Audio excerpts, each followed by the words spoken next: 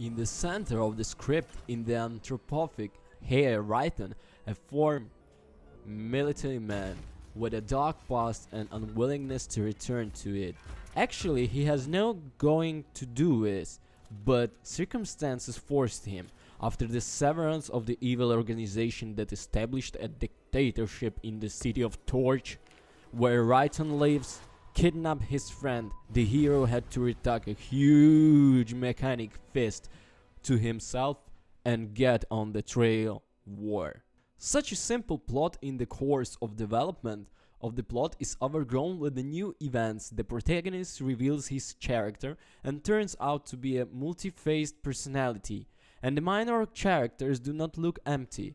It is fun to follow Rayton adventures, a rare praise for a platformer, but the scenario in the F.I.S.T. Forged in the Shadow Torch is fun, and I didn't want to skip the cutscenes to get to the gameplay as soon as possible. Listening to the lines of entirely gloomy Rayton is a pleasure.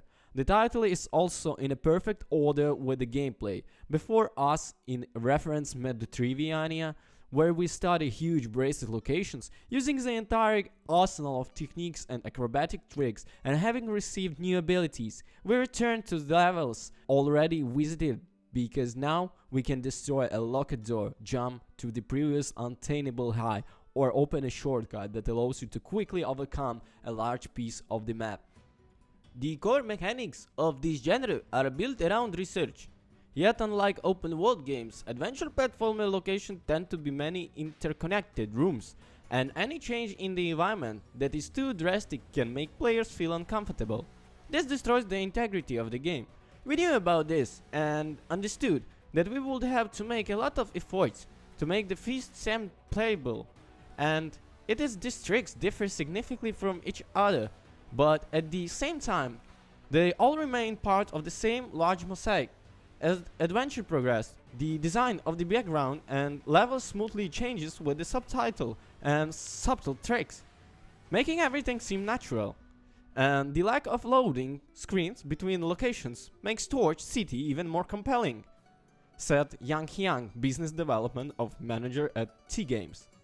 Here, you can complain that the developers have not brought anything new to the genre. However, I don't want to. Platforming in F.I.S.T. Forged in Shadow Torch is pleasant, the map is easy to read, and the locations' views are breathtaking, admiring the combination of dieselpunk, noir, and Chinese architecture of the early 20th century.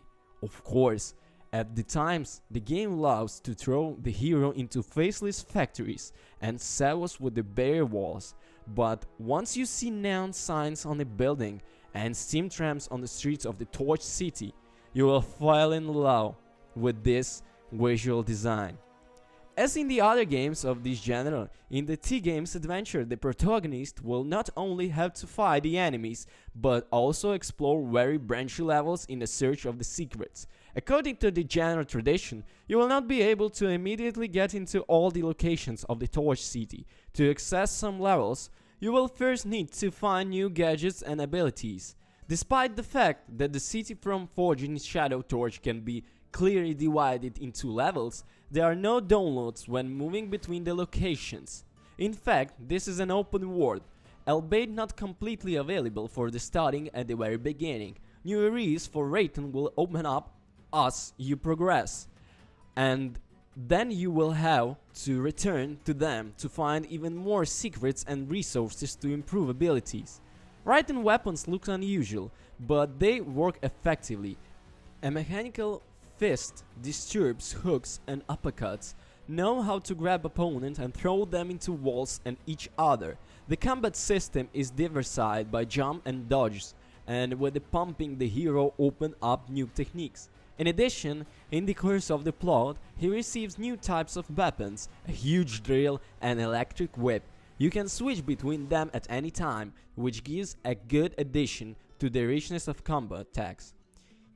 Each weapon has its own unique traits and combo sequences. The fists are versatile fighting tool. With its help, it's easiest to fill a combo.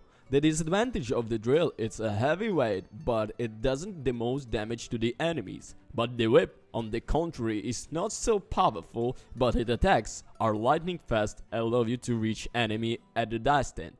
Whatever you like the best, you have to master all of 3 weapons if you want to survive in this dangerous city, explained Yang Hyang, business development manager at the TI Games. For each type of weapon, the Forge in Shadow Torch developers have come up with a variety of the combo attacks, which it becomes a little easy to win the difficult battles.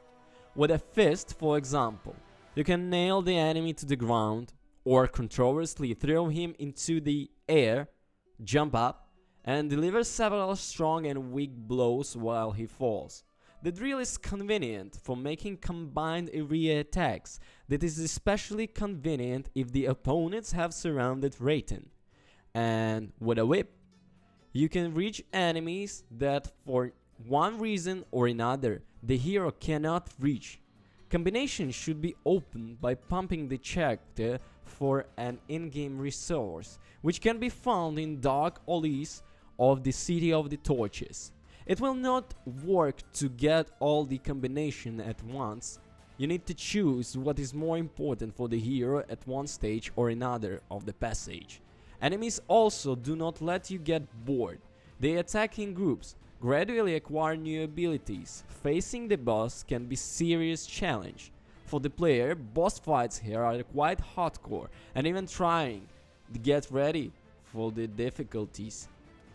I can only criticize the game for not the most convenient teleportation system. There are very few of them here, so sometimes you have to go a long way. Especially you lose a lot of time when clearing the locations. You have to go through all the sorts of test rooms with lasers or electrified platforms for a second time. Fortunately, in many cases the developers did not forget to add shortcuts.